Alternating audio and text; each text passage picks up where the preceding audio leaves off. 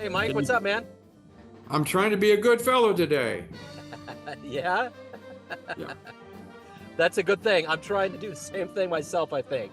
Well, it's yeah. great to meet you. Thank you for reaching out. I'm looking forward to talking to you about the June 9th event at Westport Coffee House, the theater. So thank you for taking a minute. I appreciate it.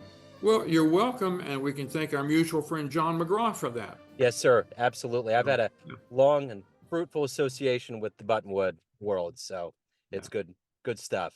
Well, it's great to talk. I spend a lot of time talking to musicians from around the country, and I'm always very happy when it comes hyper local to Kansas City to really shine a spotlight on what's going on. So there's a big event on June 9th, and I'm going to kind of let you take the soapbox and kind of explain to me what's going on.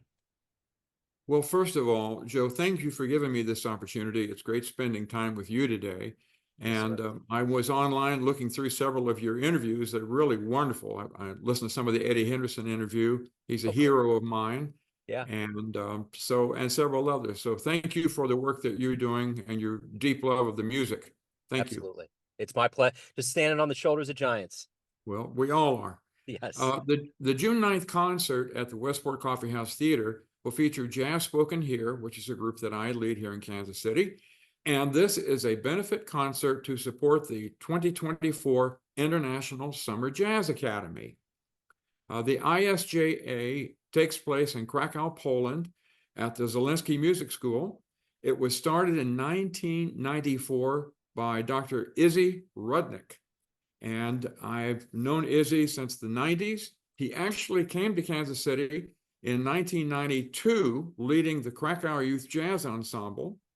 And we hosted them at UMKC. I was teaching at UMKC at that time. And they had a great experience. And Izzy said, Mike, what can I do for you? And I laughingly said, well, I'd like to go to Poland sometime. And he said, oh, that won't be a problem at all. We'll get that done. Well, remember, Joe, that in America, when people say, not a problem, it's going to happen, that means maybe yes, maybe no. Yeah. So, but with Izzy, it did happen. And I went to Krakow for the first time in 1993, only 4 years after the wall had come down and Poland was a free country. I had a fantastic trip. I don't see how it could have been better. Yeah. And then Izzy started the Summer Jazz Academy in 1994, and I went back as a member of the faculty in 94, 95, and then he resigned right after the 95 event and asked me to take it over, which I did, and I ran it for 10 years before I handed it off to other people, but kept associating with the academy. And then was invited to come back in 2021 after my wife and I returned to Kansas City. Have been back every year since then and going back again this summer. The ISJA has taught more than 2,500 students in its history from all across Europe and the United States. It is an intense workshop designed for students from the beginning through the advanced level. So even beginning improvisers can come to this, and there's a track for them so that they can really get into it deeply. But there's also a lot of very advanced students that come to the ISJA. So it's not a jazz camp. It is an academy. It starts at 8 o'clock in the morning and quits at midnight each day. There are jam sessions every night and a jazz club for the students to play. It's a wonderful experience for them. There's classes in improvisation, jazz history, entrepreneurship, recording industry, as well as as daily master classes, jazz combos, vocal jazz. It's an incredible operation. There will be about 125 students attending this summer. So the one thing with doing all of these interviews over the years is that Right. these jazz camps and jazz experiences from Jazzmobile up in New York to all of these different Jamie Abersol, all of these different incarnations that have existed over the decades that jazz has been alive and flourishing in this country and Right. beyond. It's essential. And a lot of these musicians, I think people need to realize out there how essential these camps and academies are to plant the seeds for the next generation, which is what jazz is all about. Like Eddie Henderson, the elders want this to be passed on. So what you're doing by osmosis is naturally setting up the youth to take this torch on. Well, I agree with you, and I'm very proud of the fact that So many of the students that we taught even back in 1993, 94, 95 have gone on to fantastic careers as professional musicians, composers, arrangers, educators, recording artists. I'll name a few. Dominic Vanya, for example, is now a piano recording artist for ECM. He has a solo disc. He also has several other recordings with other folks. He was named the Polish Jazz Artist of the Year. Several of his albums have been lauded for their tremendous ability. Also, Tomasz Kudik, who leads a group called New Bone. Leszek Nowatarski, who's a wonderful saxophonist.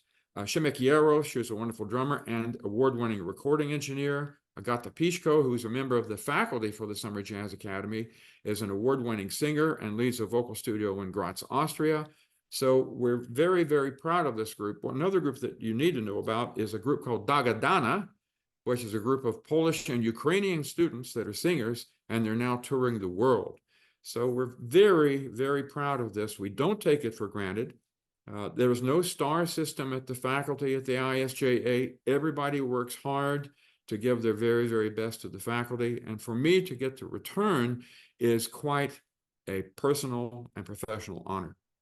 I would think in the afterglow of what we lived through with this pandemic, it has to feel good to be a part of something that involves live music and spreading this, because there was no levels of real germination for a couple years there because everything came to a grinding halt. So to see all this activity has to feel good. Well, it does. You know, Krakow, of course, is an amazing city. It's the historic capital of Poland. And unlike most of Poland after World War II, it was not destroyed.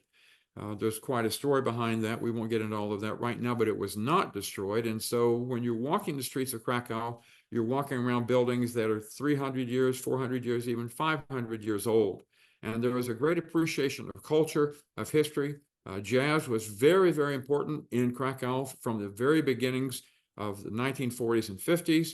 They were called catacomb jazzmen because in many cases the clubs were located in basements, and if they knew that the authorities were coming for a raid, they would slip out the windows to get out.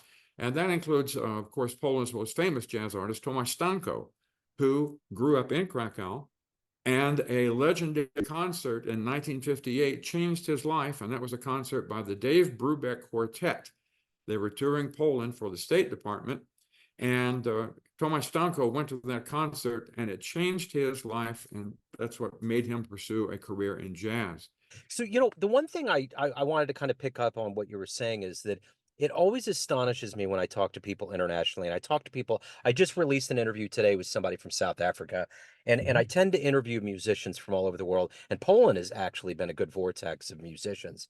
Mhm. I am always blown away by this thing that came over from Africa, germinated in New Orleans, was kind of blown out into the country, and now it's all over the world, and all these musicians are picking up what is a very unique art form that came from this country, and it just continues to gain steam, and I love that, and Poland is a hotbed of that as well.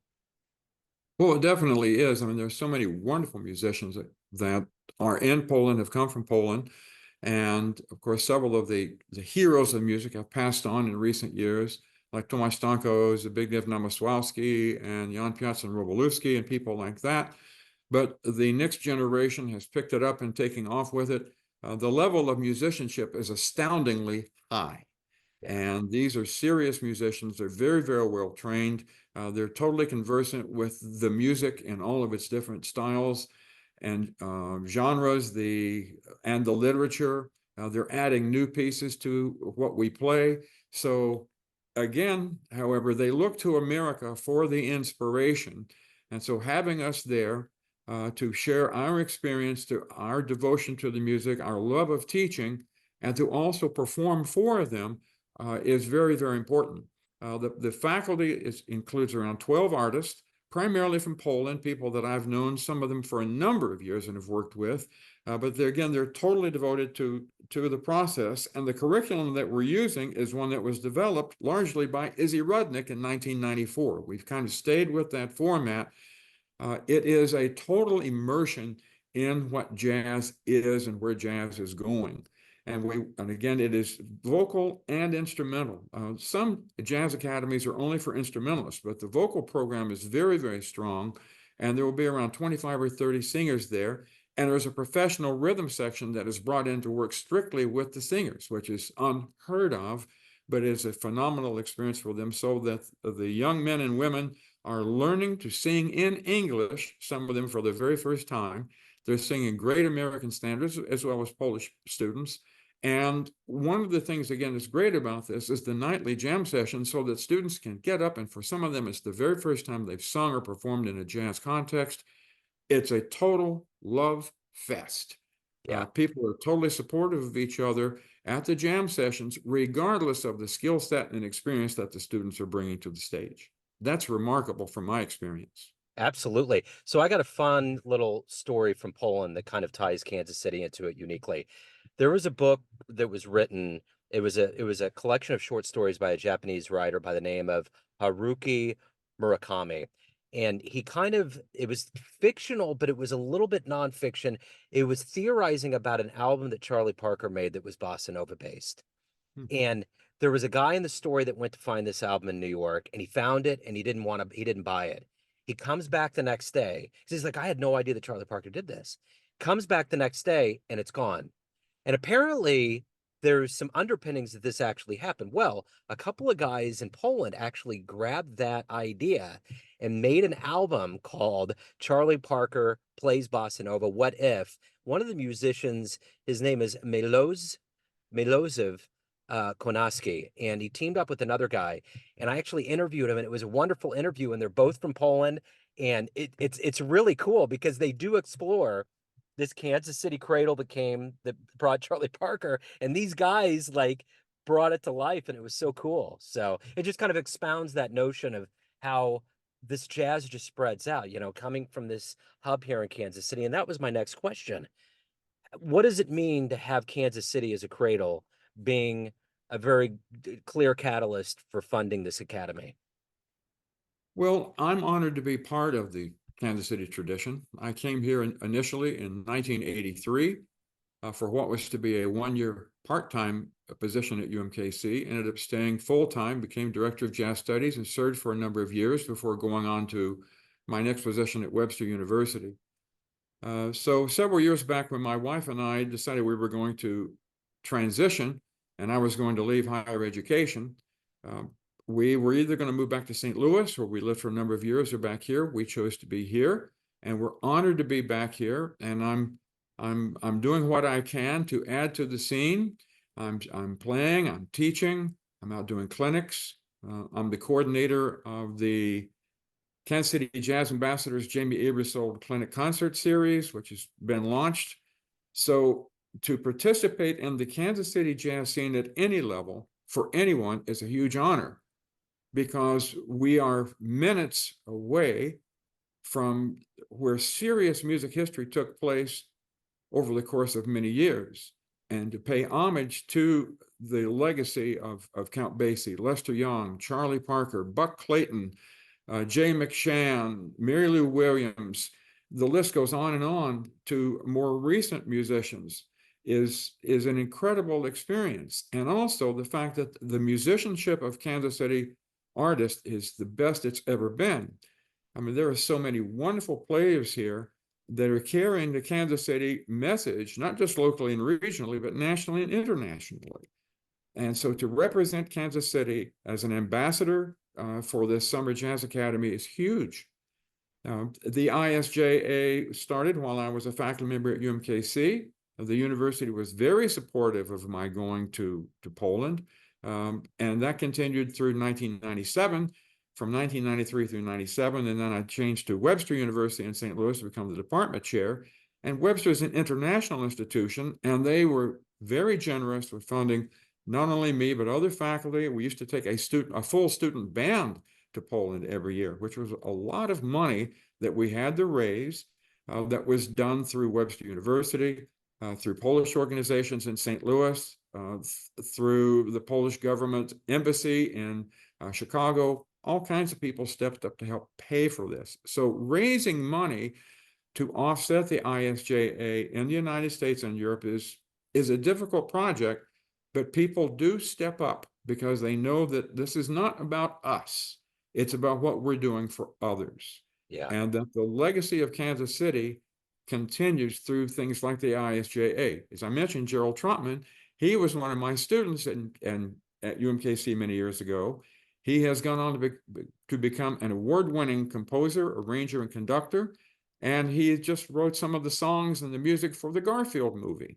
Oh, cool. So there's another bit of legacy that's come out of UMKC. Gerald also taught for the ISJA for a number of years, coordinating the vocal program. So this is his first time to be back, I would say, in 15 years at least, maybe longer. So we believe in what we're doing. We want to enrich the lives of the students. Some of them will go into music as a full-time profession. Some of them will not. But the experience that they're having together as a student body and with the faculty and with the community in Krakow, which is an amazingly beautiful place, city of the arts, is a life-changing experience.